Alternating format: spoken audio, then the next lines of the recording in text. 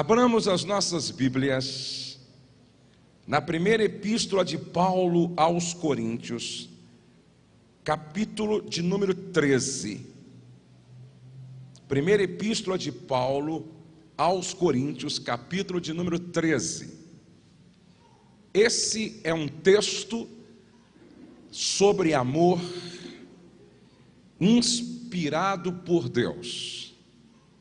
Nenhum outro poeta, talvez depois de Paulo, conseguiu escrever sobre amor com tamanha propriedade, com tamanha profundidade. Eu penso que qualquer estudo sobre amor que desconsiderar 1 Coríntios capítulo 13 não estará completo. Não estará completo. Vamos ler. Ainda que eu fale a língua dos homens e dos anjos, se não tiver amor, serei como o bronze que soa ou como o símbolo que retine.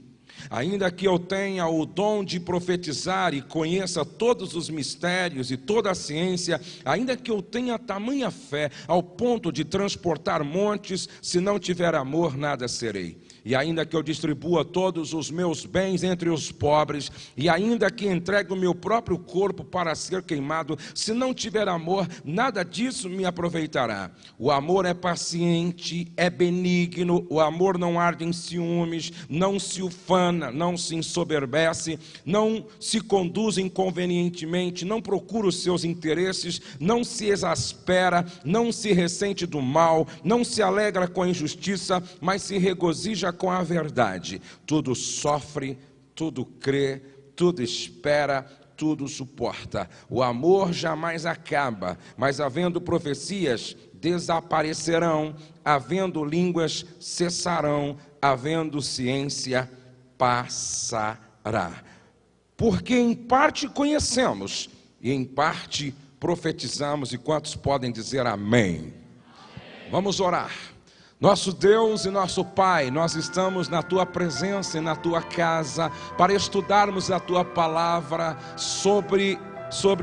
subordinando-a ao tema, a arte de permanecer casado e feliz. Que o Teu Espírito Santo esteja nos orientando, nos conduzindo, nos levando a um bom termo, a fim de que no final todos saiam nutridos, alimentados, instruídos, abençoados por Ti. Eu peço que seja assim no nome de Jesus. Amém e amém. Amados, eu estava pensando sobre o que traria como palavra de Deus nesta noite, dentro desta proposta das 4 reuniões de abril. Eu falei na quarta-feira passada sobre o que fazer quando o nosso barco conjugal é envolvido por um temporal. Foi muito bom. Hoje eu quero falar sobre a arte de permanecer casado e feliz. Porque não adianta permanecer casado, mas viver empurrando a vida com a barriga, curtindo uma infelicidade crônica. Deus não quer isso. Deus quer que você permaneça casado e feliz. E como talvez um subtítulo, eu vou falar sobre 10 erros que você não pode cometer no seu casamento. 10 erros que você não pode cometer no seu casamento. Não é tão simples permanecer casado e feliz como alguns pensam. Ah, se dependesse só do amor romântico. Ah, se dependesse só daquelas cartinhas de amor que nós escrevemos. Minha esposa tem uma caixa de cartinhas de amor que eu escrevi para ela, cartões, papéis e e-mails. Ah, se o casamento dependesse só disso para nós sermos felizes. Mas não depende só disso. E a pergunta é esta: por que é complexo a vida a dois? Por que de repente por que de repente magoamos quem mais amamos? Agredimos quem mais amamos? Entristecemos quem mais amamos? Por quê? Ferimos quem mais amamos? Por que a vida conjugal é complexa? Por quê? Número 1, por causa das diferenças. Por causa das diferenças. Está escrito no capítulo 1 de Gênesis: e Deus os fez macho, diga macho, e fêmea. A palavra macho no hebraico é ishe, I-S-H-E, ishe. Olha para um macho aí e diga ishe. Isso é macho. Fêmea no hebraico é isha, I-S-H-A. Olha para uma irmã aí, fêmea, e diga isha. Como é que é macho? Ishe. Como é que é fêmea? Preste atenção que os dois são diferentes, porque a ideia no original de ishe é pontudo, conotação sexual. E a ideia no original de fêmea, isha, é côncavo. Ora, se ishe é pontudo e isha é côncavo, são diferentes. E quando eu falo nessas diferenças, não estou me referindo só às diferenças no aspecto físico. Não. Eu estou falando sobre diferenças em todos os aspectos que você possa imaginar. Não é por acaso que quando Paulo fala sobre o amor, ele coloca aqui, olha, o amor é paciente, diga paciente.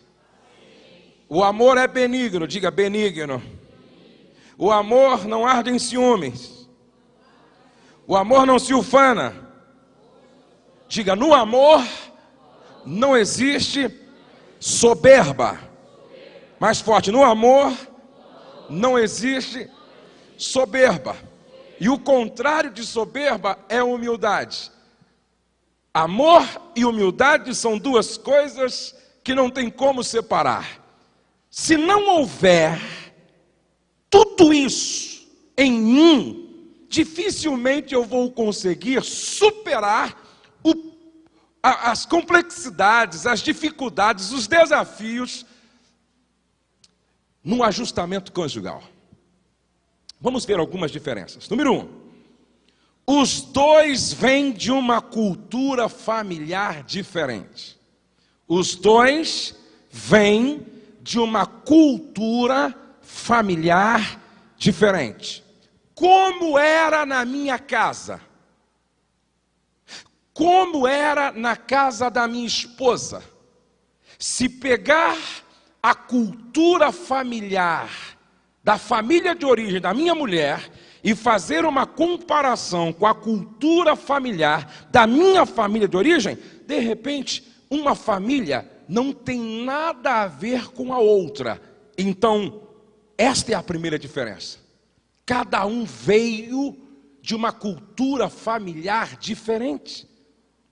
Número 2, os dois tiveram uma educação diferente. Ele veio de uma casa onde o processo de educação dos pais foi muito rígido. O pai era militar, a mãe filha de militar. O processo de educação foi extremamente estreito, apertado, rígido. Ela vem de uma família onde os pais eram liberais e o processo de educação foi bastante frouxo. Olha as diferenças. Terceira diferença: os dois têm temperamentos diferentes, com raras exceções. Os dois têm temperamentos diferentes. Suponhamos, ele é sanguíneo, super extrovertido, falante. Ela é melancólica, introvertida, não fala. É fácil ajustar esses dois em cima de uma mesma cama, em torno de uma mesma mesa, debaixo do mesmo teto? Ela querendo falar e ele não profere uma palavra? 4.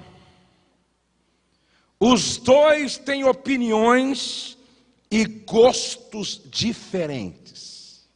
Cor: ela gosta de azul, ele gosta de amarelo.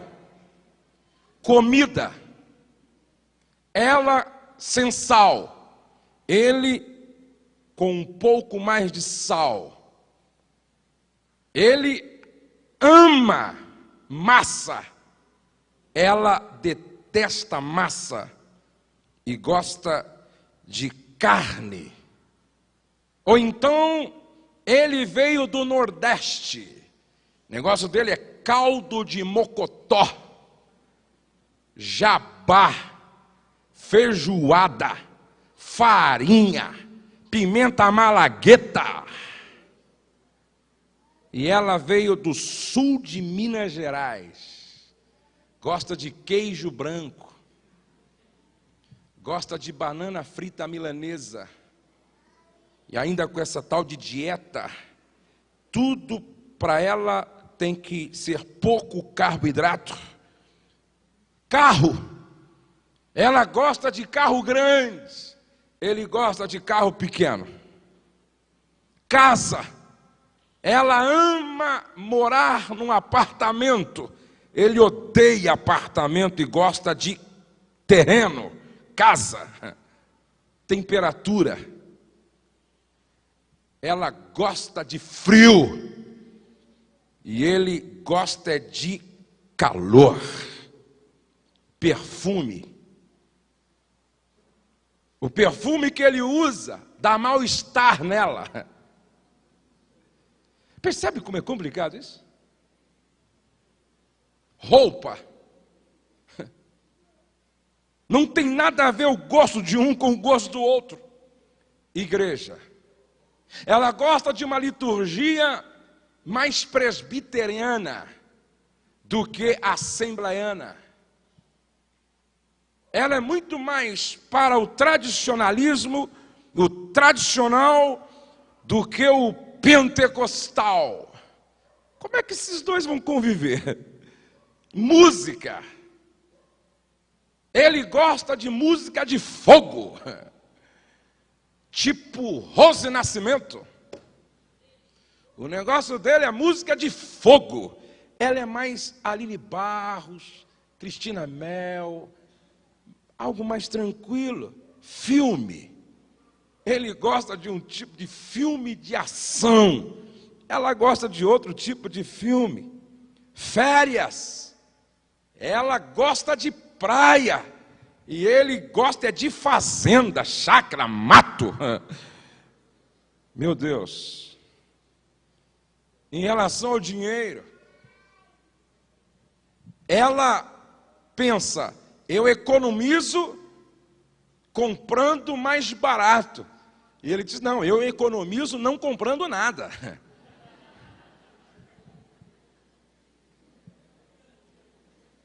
Ela torce para o Palmeiras e ele para o Corinthians. Gente, como é que nós vamos colocar esses dois dentro da mesma casa, em cima da mesma cama, em torno de uma mesma mesa?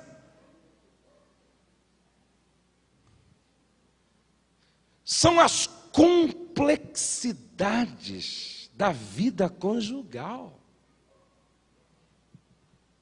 Por isso que o casamento exige renúncia. O casamento exige a negação de si mesmo pelo bem-estar dos dois. 5. Os dois tiveram experiências que marcaram a vida, negativa ou positivamente diferentes. A minha esposa teve as experiências que marcaram a vida dela, positiva ou negativamente. Eu tive as minhas experiências que me marcaram positiva ou negativamente. Experiências que geraram, muitas vezes, traumas. Isso é projetado para dentro do casamento. 6. Os dois têm expectativas diferentes. As expectativas dos dois são diferentes. Ela nutre um tipo de expectativa sobre algo e ele não nutre a mesma expectativa, mas ele tem outras expectativas. Os dois, 7. Os dois enxergam a mesma coisa de forma diferente. É mais ou menos assim, os dois olham para o céu. E eles estão olhando a mesma nuvem, mas ela diz, estou vendo um cavalo. Ele diz, não, é um gato. Ela diz, não, agora parece com uma cobra sucuri. Ele diz, não, está parecendo com um canhão de guerra. Eles estão olhando a mesma nuvem, enxergando de forma diferente. Interessante. Quantas vezes marido e mulher olham a mesma coisa, mas faz uma leitura diferente um do outro? 8. Os dois têm sonhos diferentes. Ele fala do seu sonho e ela ouve dizendo, não tem nada a ver com o meu sonho. De repente ela diz, não, meu sonho é fazer uma viagem de carro até o Nordeste, parando de cidade em cidade, 1 mês. E ele diz, não, meu sonho é comprar uma casa e uma chácara para eu ter minha criação, ter meu cavalo, minhas galinhas, minha horta. Ué, os sonhos são diferentes. 9. Os dois, já falei sobre isso, torcem por times diferentes. 10. Os dois agem e reagem de forma diferente diante dos estímulos. Os dois estão dentro do carro e de repente vem uma mulher e dá uma fechada. Poderia ser um homem também. A propósito, eu falei uma mulher. Porque as mulheres têm mais dificuldade para dirigir do que os homens. Eu não sei porque o seguro cobra mais barato quando é mulher. É porque as mulheres dirigem menos. Geralmente o homem é que é o chofer das mulheres. Brincadeira à parte, mas se os dois estão dentro do carro e recebem uma fechada de um outro carro, os dois reagem de forma diferente. De repente um solta um palavrão, porque não se converteu ainda. Aí o outro diz, calma bem. Reagem de forma diferente ao estímulo. Agem e reagem de forma diferente diante dos estímulos.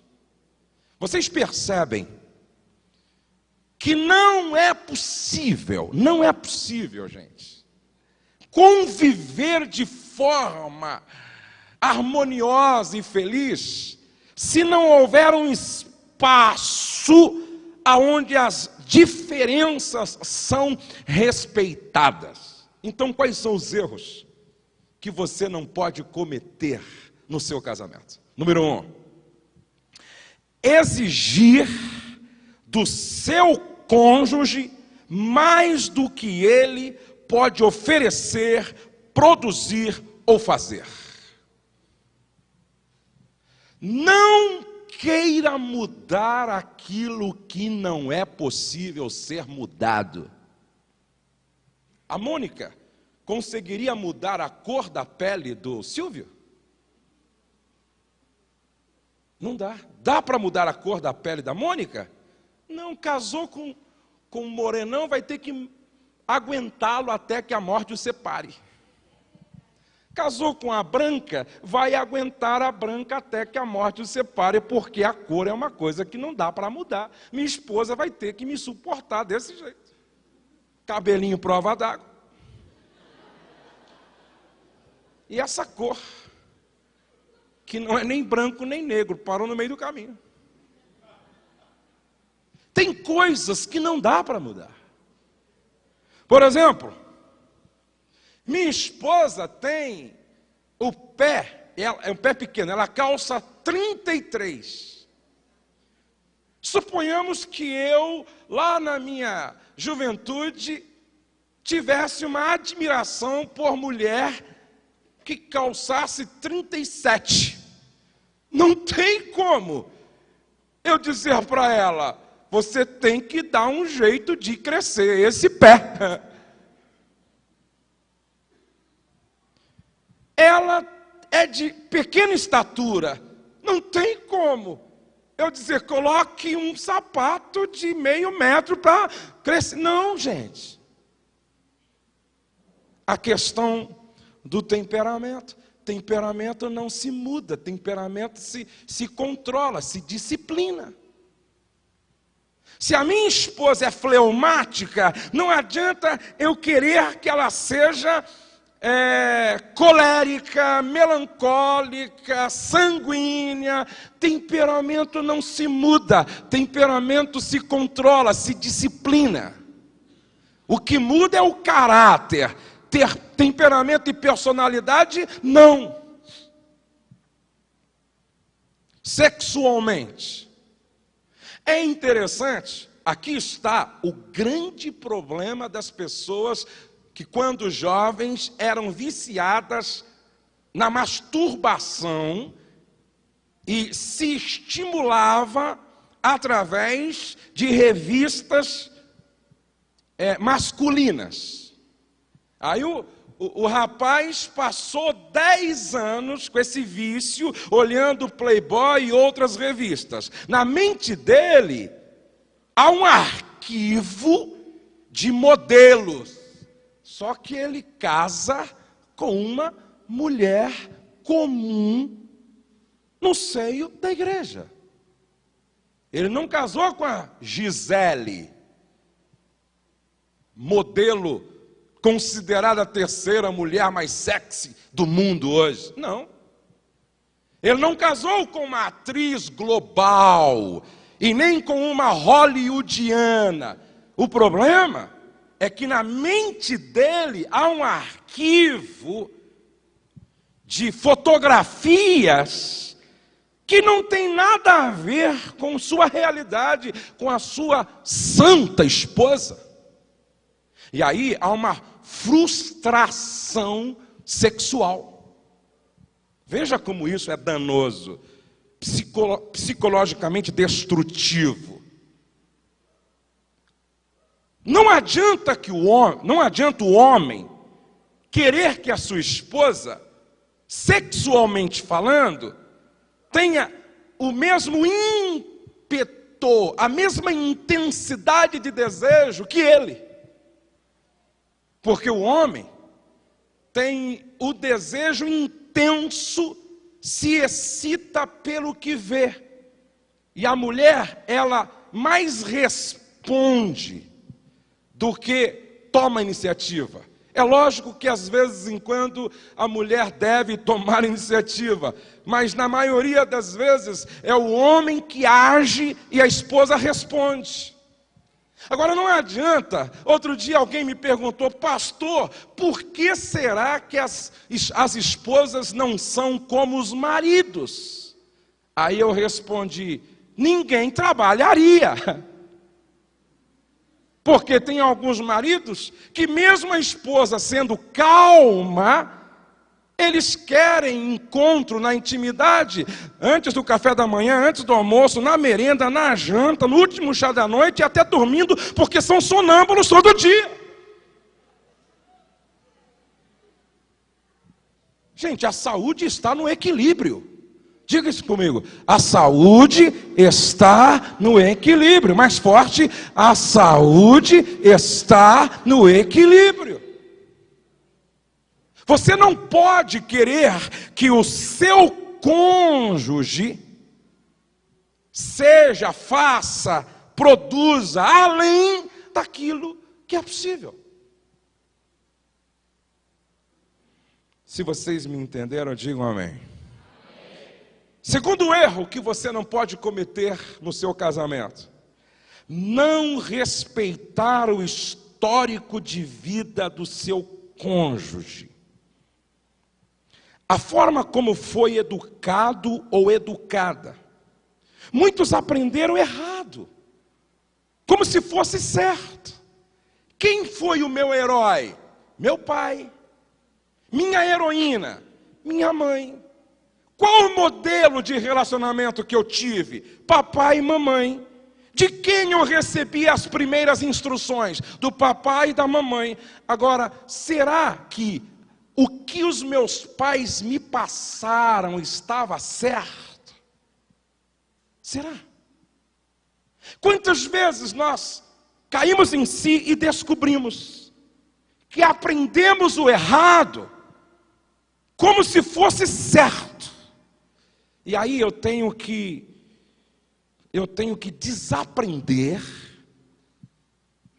num processo de reeducação dentro do casamento. O que sofreu na infância, o que o cônjuge sofreu na infância, adolescência e juventude. Os traumas impedem o crescimento das pessoas em muitas áreas.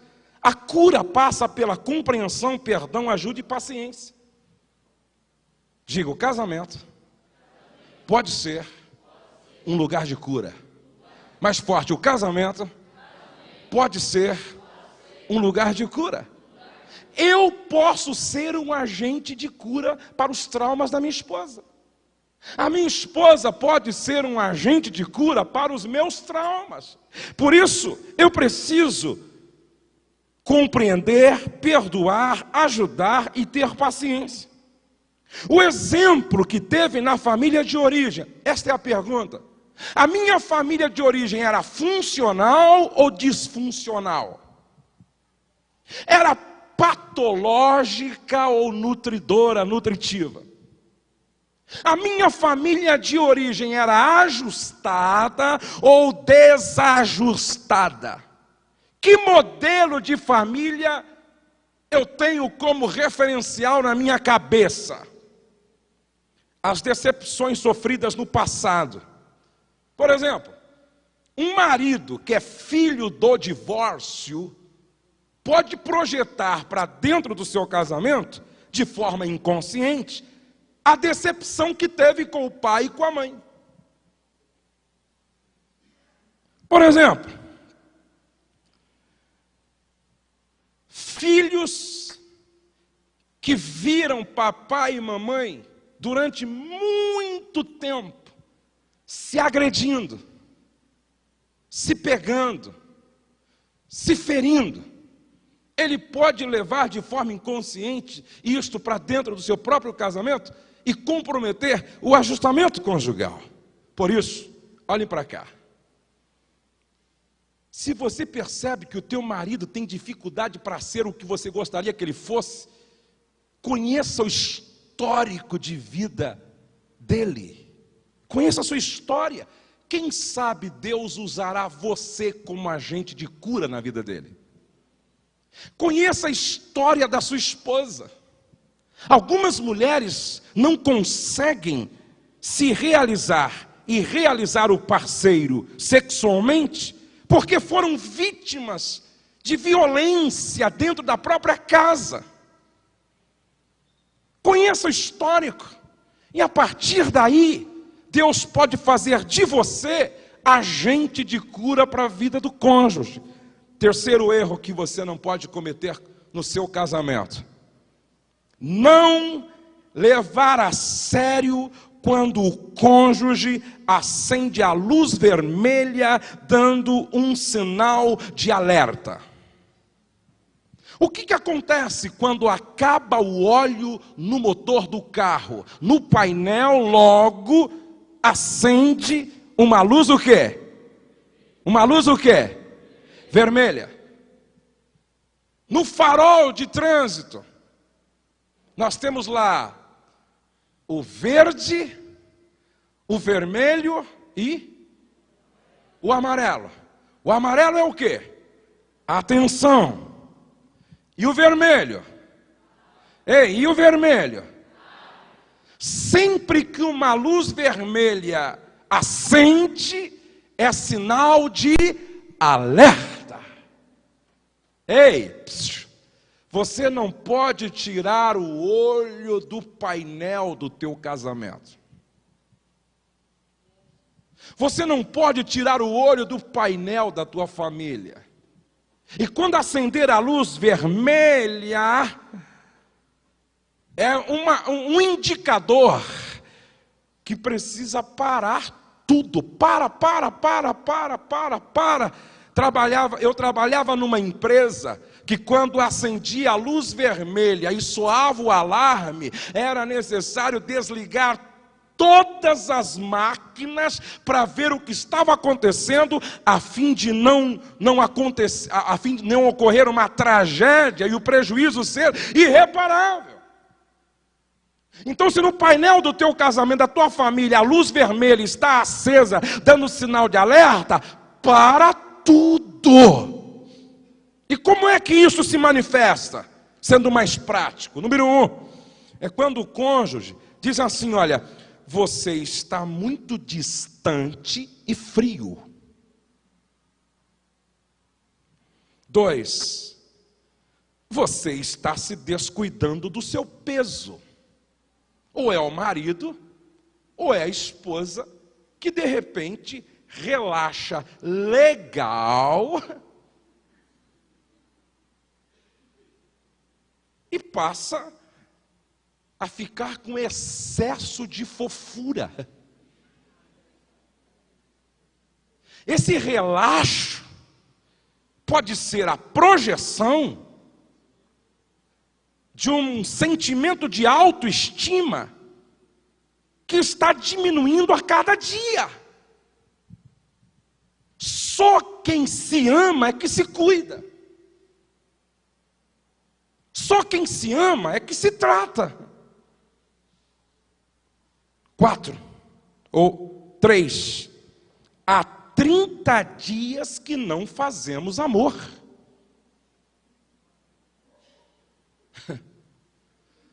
Ei, e pior ainda é quando o marido diz assim: sabe que eu nem percebi que fazia tanto tempo assim? É porque o cara está mal mesmo. Sabe que eu nem notei? Parece que foi ontem. Acorda, meu! 4, toda vez que meus pais chegam em casa, você se fecha ou muda completamente. O que está acontecendo? 5, de um tempo para cá, não conseguimos conversar sem brigar. Toda vez que a gente começa um diálogo, termina em confusão. 6, já faz 40 dias que não conversamos. Diga comigo, sem diálogo não há possibilidade de negociar. Não há possibilidade. Escute que quando você fecha a porta da comunicação, é uma questão de tempo. O seu casamento está a caminho da morte, do falecimento. Se existe uma porta que eu sempre, desde quando comecei a caminhada com a Rose, mantivemos aberta, foi a porta do diálogo, a porta da comunicação, a porta da conversação. Nós não conseguimos deitar sem resolver o que aconteceu durante o dia, mesmo que tenha sido uma conversa um pouco mais acalorada. Não conseguimos. Ei, escute. Se acabar o diálogo, acabou o casamento. Não tem como. Não tem como. 8, 7. Depois que o nenê nasceu, você não prestou mais atenção nas minhas necessidades. Depois que o nenê nasceu, você não prestou mais atenção. E é terrível quando o marido perde a mulher de vista dentro de casa. É terrível quando o marido perde a mulher e quando a mulher perde o marido de vista dentro da própria casa. E às vezes, depois que os filhos nascem, ou ele ou ela vive em função dos filhos para escapar de uma realidade que não quer encarar, não quer confrontar. Os filhos acabam sendo uma válvula de escape.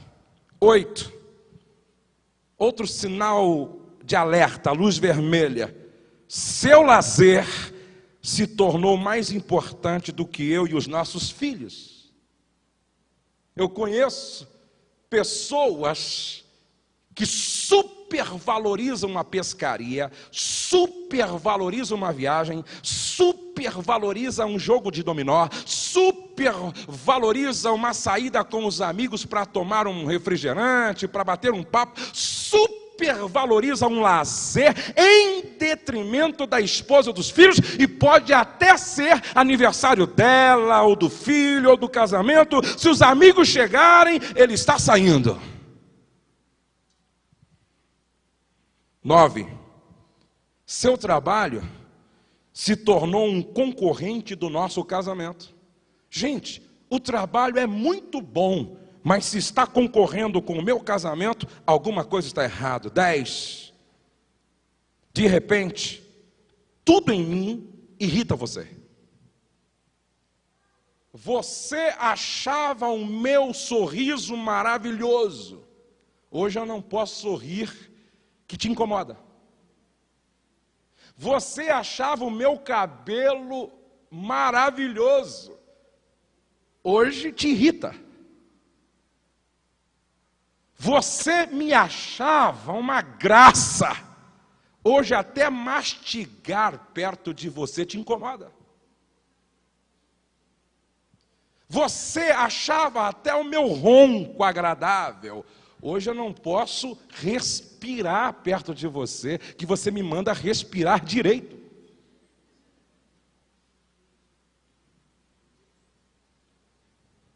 Você achava o meu andar de príncipe ou de princesa, no caso da mulher. Hoje você vive dizendo, anda direito, anda direito, anda direito. Porque tudo em mim te irrita. Ei, olhe para cá.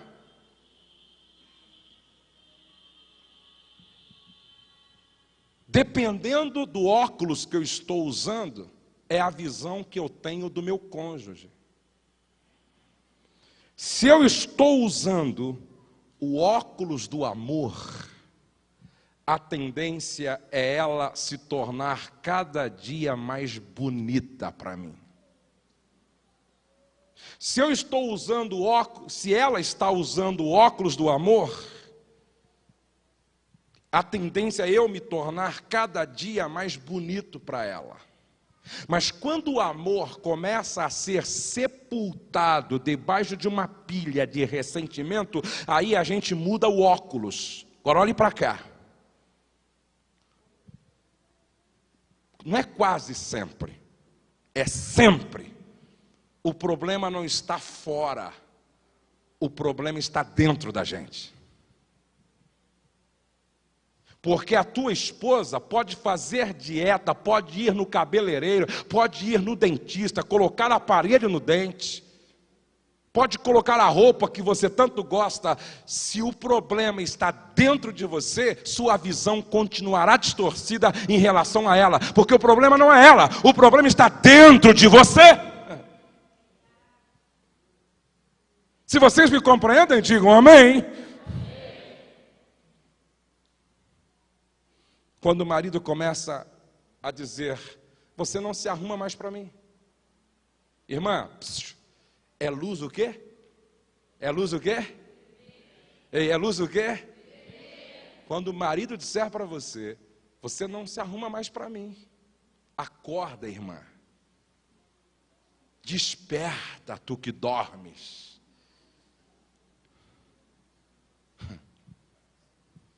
Quarto erro que você não pode cometer no seu casamento: viver como prisioneiro do passado.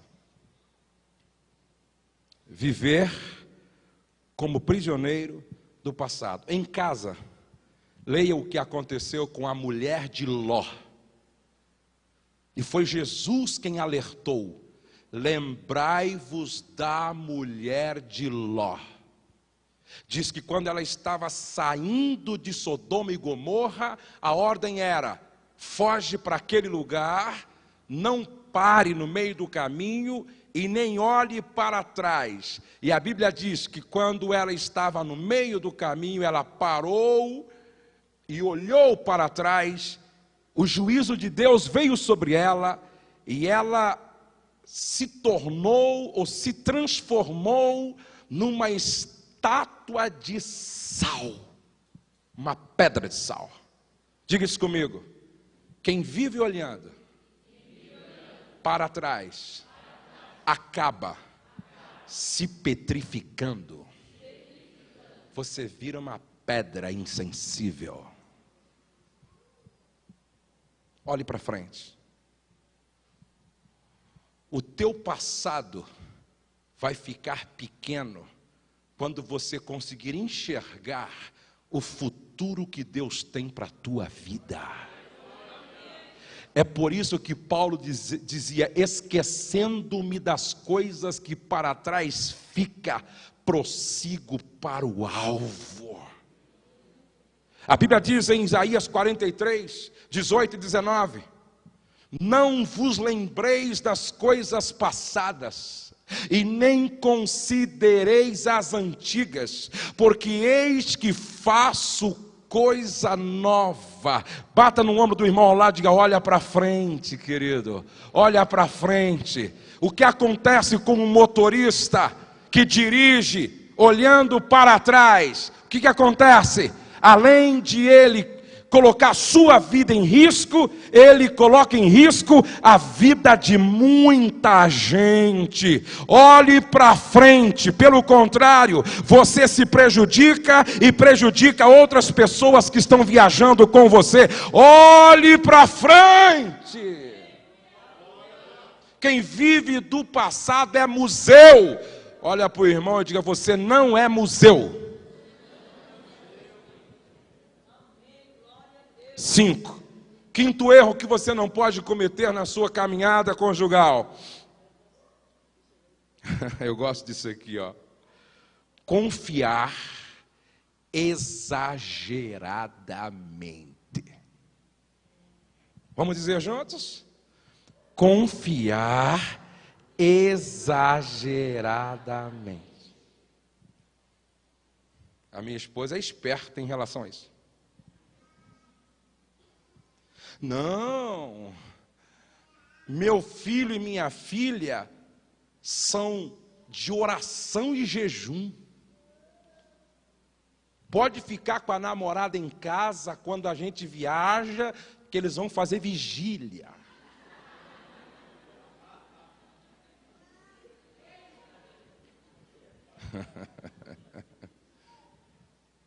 Pelo meu marido eu ponho a mão no fogo.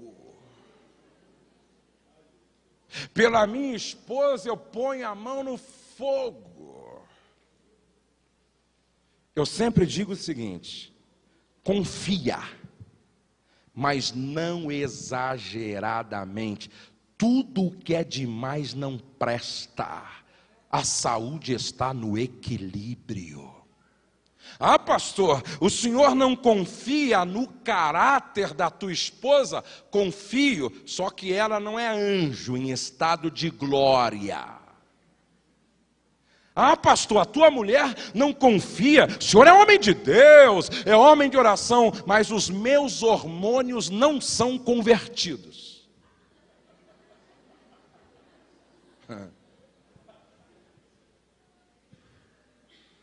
Sabe qual é o problema? Não, eu confio no meu marido. Aí põe uma empregada dentro de casa, que tem um corpo mais exuberante do que o da mulher, com uma roupinha sensual, e aí a esposa sai e deixa o marido em casa. Não, meu marido é homem de Deus. Mas antes de Deus, ele é homem. É homem de Deus. Não, a minha esposa, que isso? A minha esposa.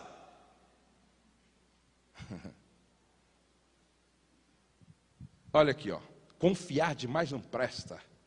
Nem autoconfiança excessiva e nem confiança excessiva. Eu deixei o meu carro na porta da igreja.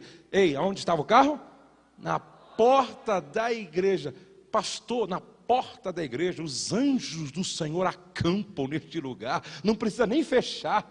Estava fechado, trancado com alarme, e o cara roubou o meu toca-fita com alarme na porta da igreja e com anjo do lado e tudo. Diga para o irmão ao lado: fica esperto.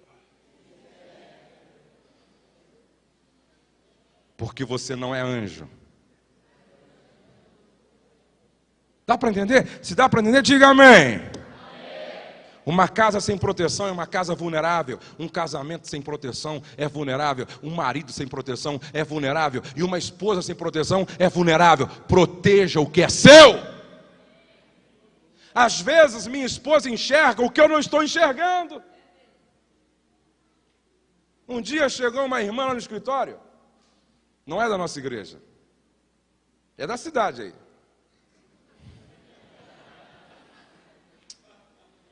E deu para perceber que ela tinha acabado de tomar banho. E ela foi de saia.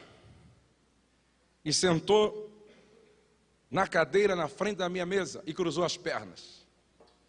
E o problema dela era sexual.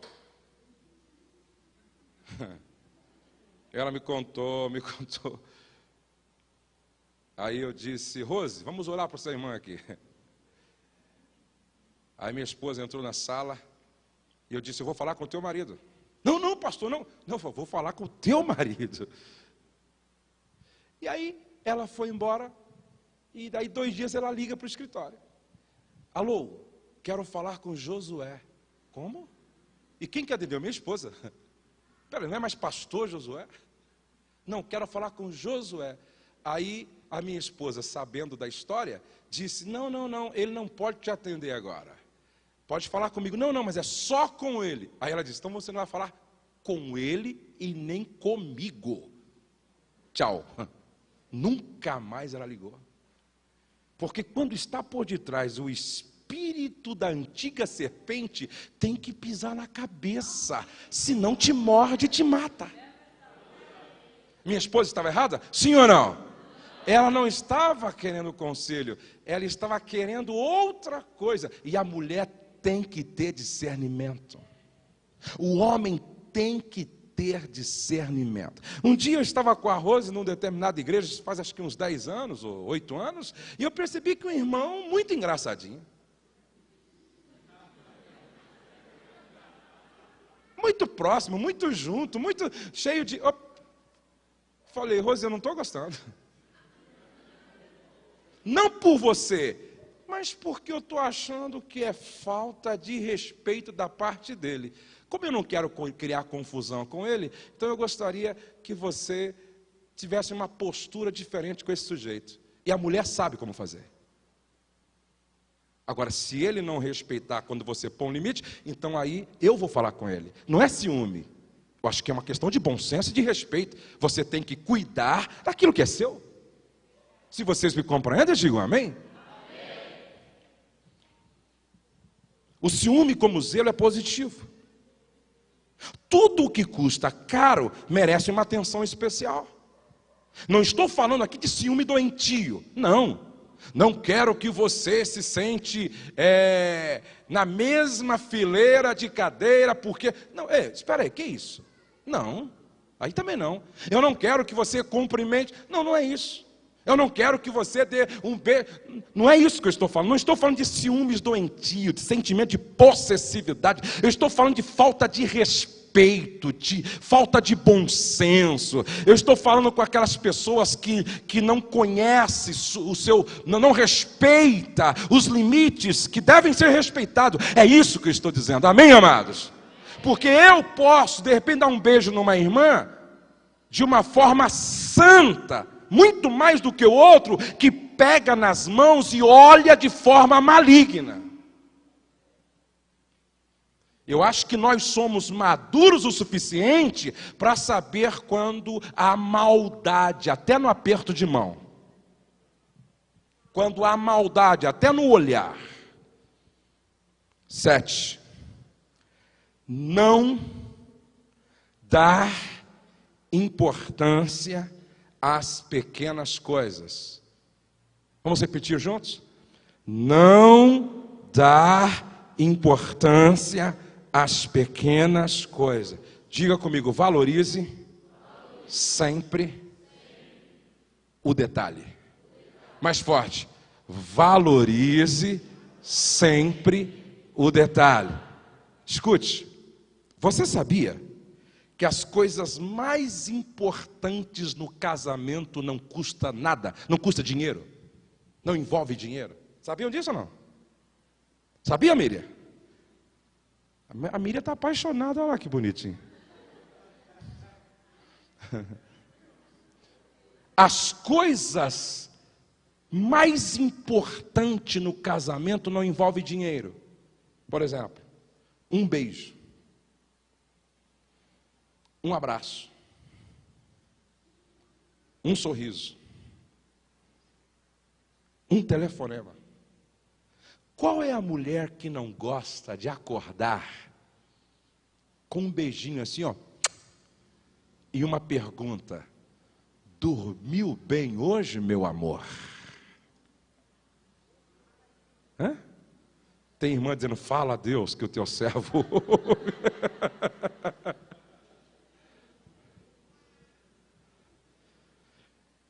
Um beijo, um abraço, um sorriso, um telefonema, um bilhete com expressões de afeto. Qual é a mulher que não gostaria de encontrar o bilhete do marido na segunda-feira pela manhã, e ele coloca assim, ó, ela veio na igreja domingo à noite toda bonita, e aí ele coloca segunda-feira pela manhã: você estava uma gata ontem, te amo muito, bom dia. E ele coloca R$50 junto e diz...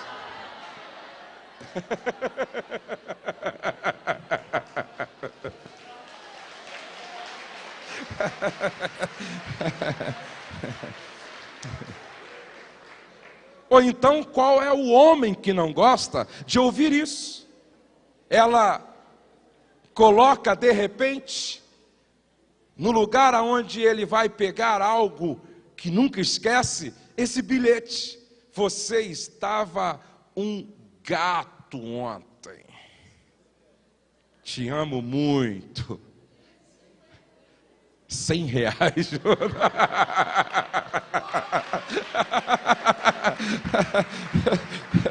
Ai, ai. Um elogio, uma flor, um bom dia diferente. Quanto custa isso? Isso aqui envolve dinheiro, sim ou não? Isso aqui envolve dinheiro, sim ou não? Um beijo, um abraço, um sorriso, um telefonema. Eu me lembro que eu estava entrando no avião outro dia, não sei se fazem 2 meses, eu estava entrando no avião, sabe quando vem aquela coisa boa assim no coração, aquela coisa boa na mente? Estava entrando no avião, tinha uma fila assim, meia grande, eu peguei meu telefonema, liguei para a Rose, e ela disse: já chegou? Eu disse: não, estou te ligando antes de entrar no avião, porque eu não sei se ele vai cair. Não falei isso não, mentira.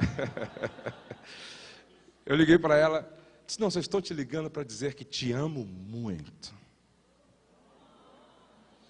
Acho que isso todos nós precisamos. Isso faz bem para a alma. Eu pergunto, isso envolve muito dinheiro, sim ou não? Sim ou não? As coisas mais importantes no casamento não custam dinheiro, gente. 8. Não saber dizer não sempre que necessário. Quando você não coloca limites, as pessoas invadem a sua propriedade. Por que existe muro? Por que existe portão? Por que existe porta? Por que existe fechadura? As pessoas precisam respeitar os seus limites. E essa é a pergunta: quem manda na sua casa, no seu casamento, na sua família? Quem manda? Pastor Jeremias, da 8ª Igreja Batista, pastor Nagai estava lá comigo, ele disse, contou uma historinha que no céu tinha 2 filas. Uma fila de homens que a mulher mandava, e uma outra fila em que era o homem que mandava. E na fila em que as mulheres mandavam, a fila dobrava o quarteirão no céu. E a fila em que os homens mandavam só tinha um homem. Pedro ficou preocupado. Aí perguntou para o cidadão que estava sozinho naquela fila em que o homem era quem mandava: e aí, rapaz, você está fazendo o quê? Só você aqui? Se a minha mulher mandou eu ficar aqui, então eu...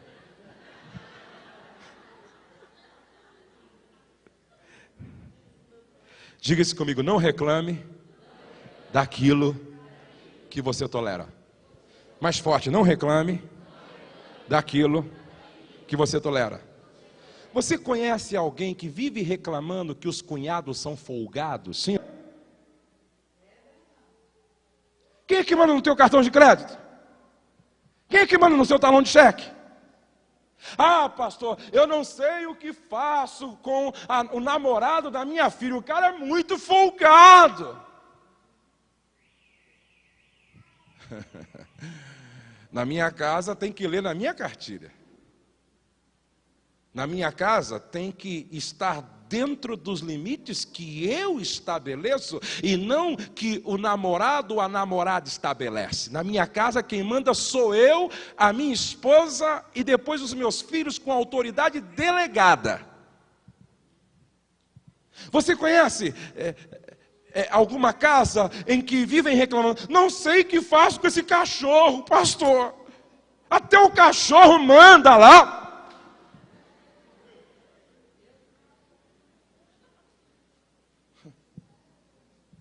Ei, outro dia alguém disse: não, pastor, eu não posso morar num apartamento por causa do cachorro. Espera aí, entre o apartamento que Deus está me dando e o cachorro, vai embora o cachorro e pode mandar Deus o apartamento para mim. Eu vou perder a bênção por causa do cachorro? Vai o cachorro para a carrocinha, ou para a fábrica de sabão, para onde Deus quiser dar uma direção para ele. Pergunta para o irmão ao lado, quem é que manda na sua casa? Hein? Quem é que manda na sua casa?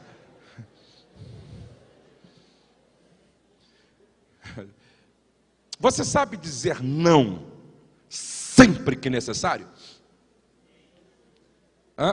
Ei, você sabe dizer não para os filhos sempre que necessário? Você sabe dizer não para o namorado e a namorada dos filhos sempre que necessário?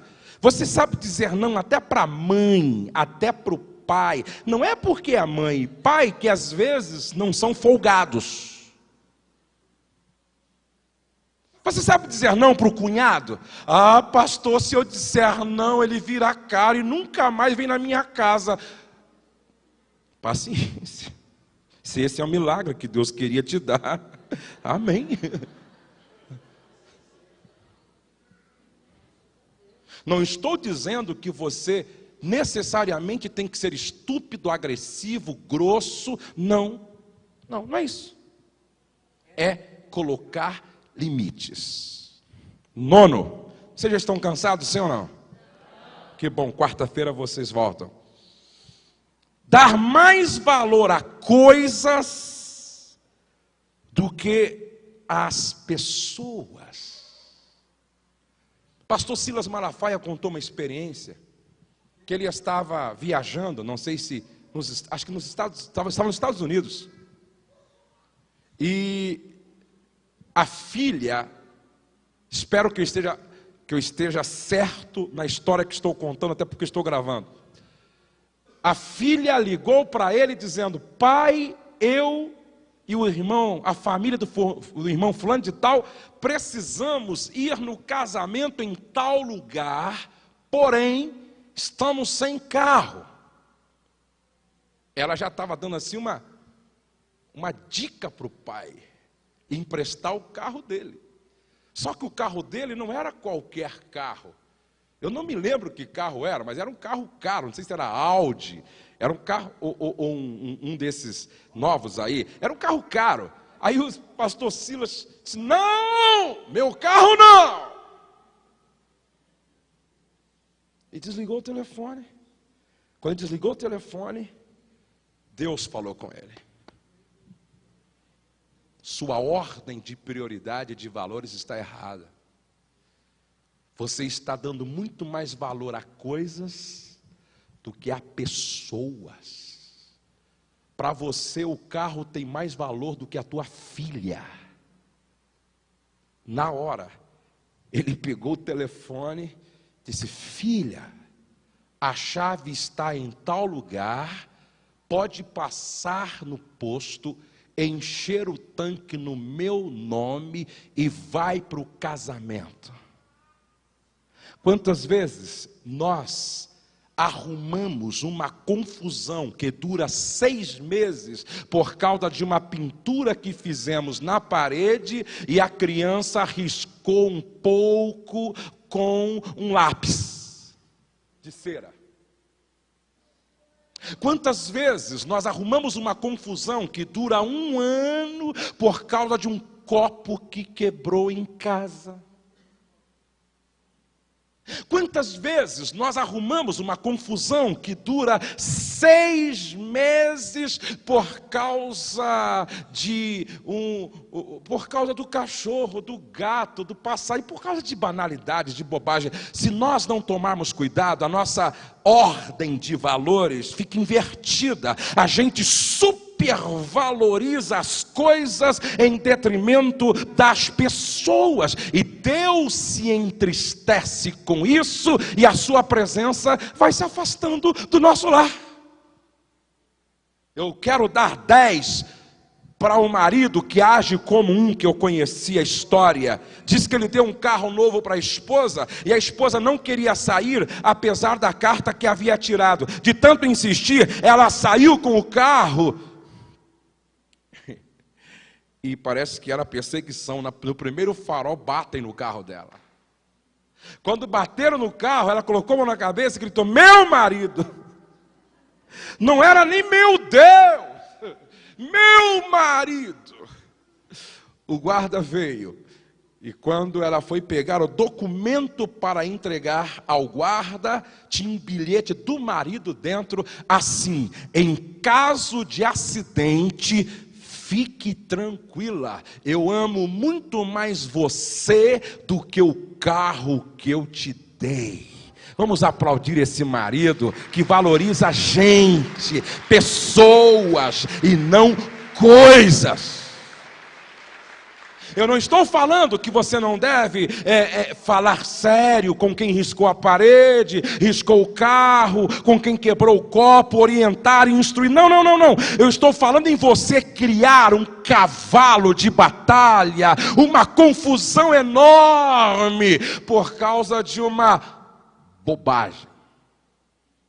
Diz que uma senhora estava indo no supermercado com um monte de coisa assim, e com garrafas e copos, e estava indo para o caixa, e de repente quando ela foi colocar no caixa as coisas, caiu tipo assim uma garrafa, espatifou, espalhou, eu não sei se era Coca-Cola, Guaraná, para todo lado, e ela ficou assim, ó. Se o marido estivesse lá, aí disse que o menininho longe gritou assim: dá uma risada!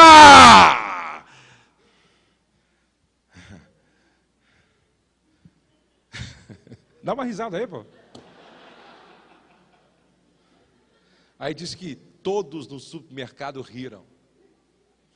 Você precisa aprender a rir de você mesmo quando coisas assim acontecem, porque o humor é o óleo que lubrifica as engrenagens do relacionamento. Diga para o irmão ao lado: viva mais relaxadamente. Relaxa, meu irmão. Diga para o outro: relaxa. Relaxa. Relaxa. 10. Termino aqui. Não cultivar a presença do Senhor em casa. Abra sua Bíblia, Deuteronômio capítulo de número 6. Esse é o 10º erro: não cultivar a presença do Senhor em casa. Não cultivar a presença do Senhor em casa. A palavra do Senhor diz assim no verso de número 5. Capítulo 6, verso 5 de Deuteronômio: estas palavras que hoje te ordeno estarão no teu coração. Tu as inculcarás a teus filhos, e delas falarás assentado em tua casa, e andando pelo caminho, e ao deitar-te, e ao levantar-te. Também as atarás como sinal na tua mão, e te serão por frontal entre os teus olhos, e as escreverás nos umbrais de tua casa e nas tuas portas. Deixa eu fazer uma pergunta para vocês. O que é que na sua casa lembra a presença de Deus? Ei, o que é que tem no quarto dos teus filhos que lembram a presença de Deus? Lembram o reino de Deus, lembram a presença de Jesus. O que é que tem na tua sala que lembra a presença de Deus? Os judeus colocavam a palavra na testa dos filhos, colocavam a palavra no pulso dos filhos, colocava no umbral da porta. O que é que na tua casa lembra a palavra? Olha como isso é forte. De repente, um filho diz para a mãe: vou ser marinheiro, e se torna marinheiro. Aí o outro cresce: vou ser marinheiro, se torna um marinheiro, vai embora para o mar. Aí o outro cresce: vou ser marinheiro, cresce e se torna um marinheiro. E a mãe: por quê? Olha que poder há na mensagem de um quadro. Aí que ela foi entender que na sala havia um grande quadro com um mar maravilhoso, um pouco assim agitado, e um navio enorme. E um marinheiro aparecia. Por causa deste quadro, deste mar, desse navio, desse marinheiro, os filhos cresceram tendo uma mensagem subliminar sendo pregada para eles. Eles aprenderam a amar o mar, essa coisa de marinheiro, a partir do quadro. Olha como isso é forte, gente. Olha como isso é tremendo. Nos nossos seminários para a família, quantas vezes eu orientei: cuidado com o tipo de quadro que você tem na sua parede, na sua casa. Alguns quadros pregam mensagem em subliminar. Há um quadro que, dependendo da posição que você coloca, você vê nitidamente o peixe engolindo a criança.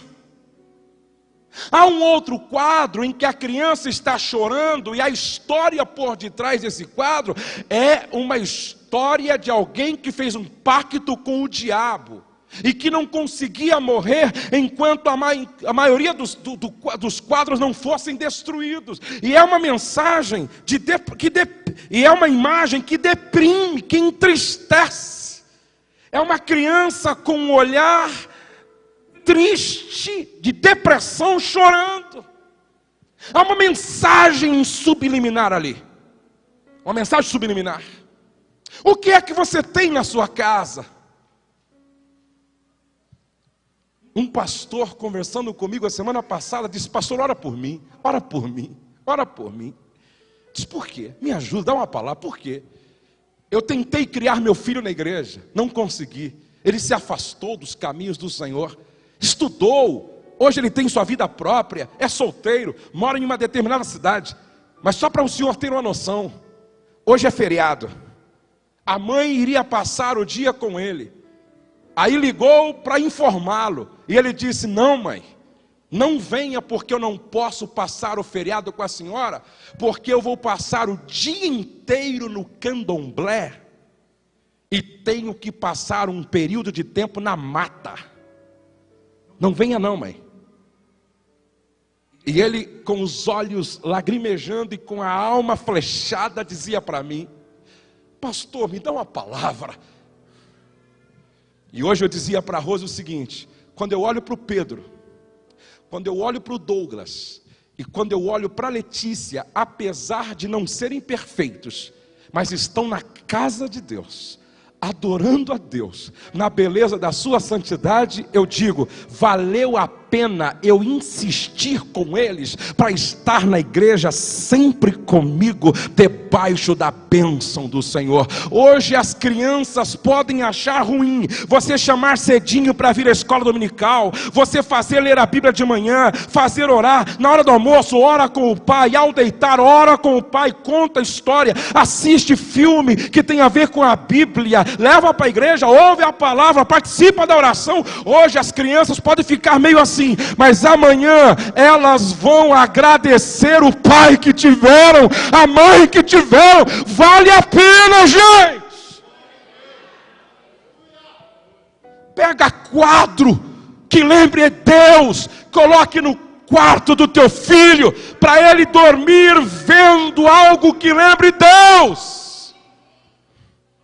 O quarto do meu filho, aqui onde nós morávamos, tinha Jesus Cristo é o Senhor. Gosto de entrar numa casa que na sala tem algo que lembre Deus. É a palavra, é uma frase, é o Salmo 23, é um quadro com o mar vermelho se abrindo, é as muralhas de Jericó caindo, algo que lembre Deus. Coloque no umbral nos umbrais da porta, na testa, na mão. É cultivar a presença de Deus dentro de casa. Quantos podem dizer amém?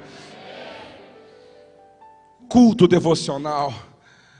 Diz para minha esposa, eu estava numa casa lá no Nordeste, de um grande empresário, e eu vi algo lindo.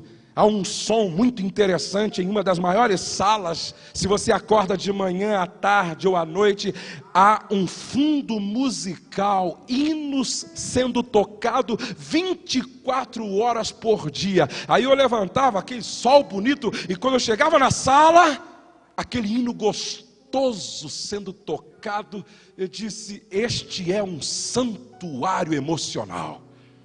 Essa casa é uma capela onde Deus é adorado.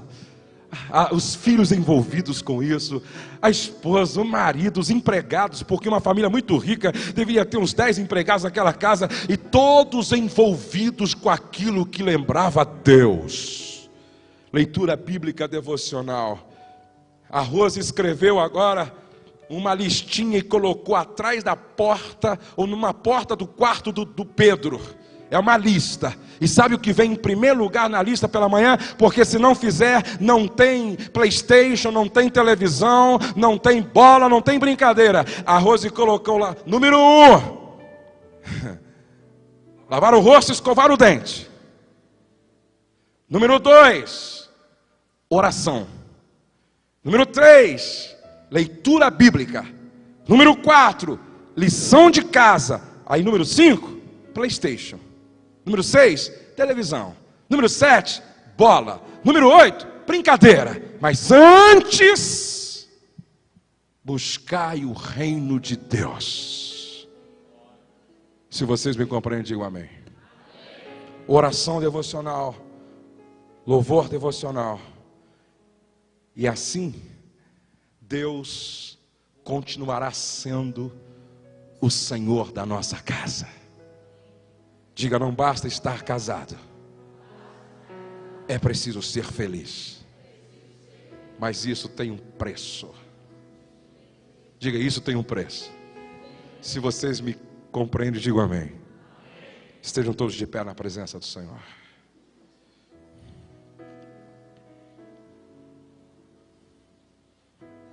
Nunca feche a porta da comunicação. E eu marquei aqui, ó. Deixa eu ver onde é que eu marquei. Eu marquei algo que eu queria ler para vocês hoje. Deixa eu ver aqui. Aqui. Livre-se da necessidade de provar que você está certo sempre. Olhem todos para cá.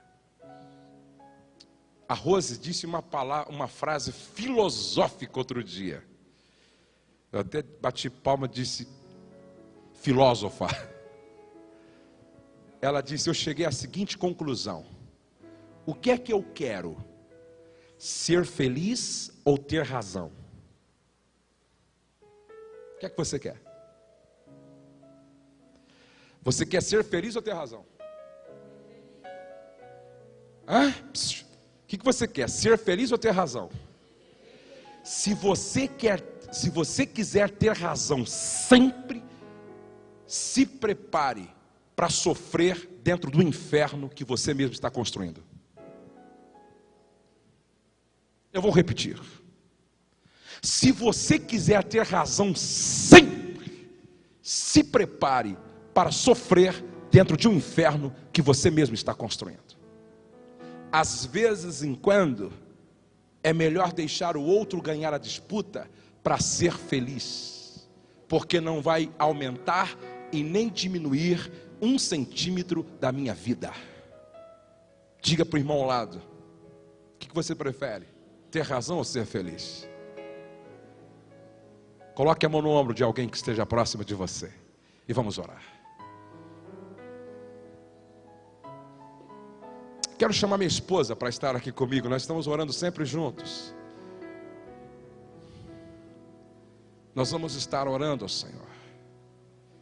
Que bom que você veio hoje. Você não sabe a alegria que você está proporcionando ao coração de Deus e ao meu coração.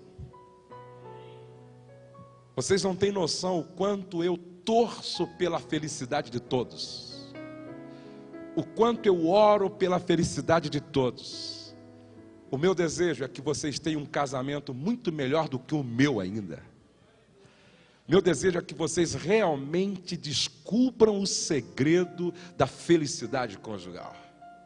E até a última quarta-feira, nós vamos sair daqui celebrando a vitória de Deus dentro da nossa casa.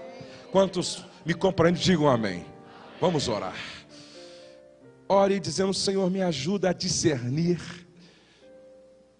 aquilo que não está certo e me dá a humildade para mudar, Senhor. Dá-me a capacidade de tolerar, de ser flexível, compreensivo, do diálogo. Começa a orar dizendo: Senhor, que na minha casa nunca essa porta seja fechada. Nós queremos que o Teu nome seja glorificado dentro do nosso lar. Nós queremos que os nossos filhos experimentem os benefícios da Tua presença, que será cultivada dentro da nossa casa. Ore dizendo: Senhor, nos ajuda a perceber os erros e a eliminá-los. Nós não queremos insistir num caminho de destruição, não. Nós queremos encontrar o caminho da bênção, da vitória. Oh, que estas lições, Senhor, fiquem gravadas na tábua do nosso coração. Vamos orar. Pai, nós louvamos o Teu nome, porque esse tempo aqui foi precioso na Tua presença. Eu sei que o Senhor está trabalhando em cada um de nós. Eu sei que foi o Senhor quem nos fez reunir aqui. Eu sei que foi o Senhor quem nos trouxe até aqui. Alguns estão vindo aqui, Pai, como um doente que vai ao hospital, na esperança de que algo novo aconteça. E este não é outro lugar a não ser casa de cura, casa de restauração, casa de vitória, casa de milagre, casa de solução. Opera milagrosamente nesta noite e vai trabalhando em cada casamento, em cada família, em cada lar, a fim de que o Teu nome seja exaltado, glorificado. Nós pedimos que seja assim, a Tua bênção sobre todos, e que todos possam não apenas estar casados, mas que possam ser felizes. E os que não se casaram ainda, que amanhã assumam o compromisso com esta consciência de que é possível ser feliz, se nós vivermos dentro dos princípios da Tua palavra e destes conselhos que edificam. No nome de Jesus, nós pedimos que seja assim. Amém, Senhor.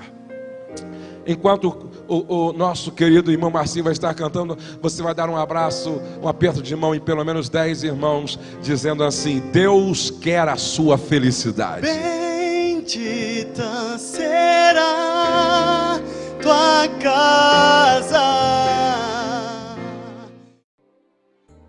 Você ouviu Pastor Josué Gonçalves.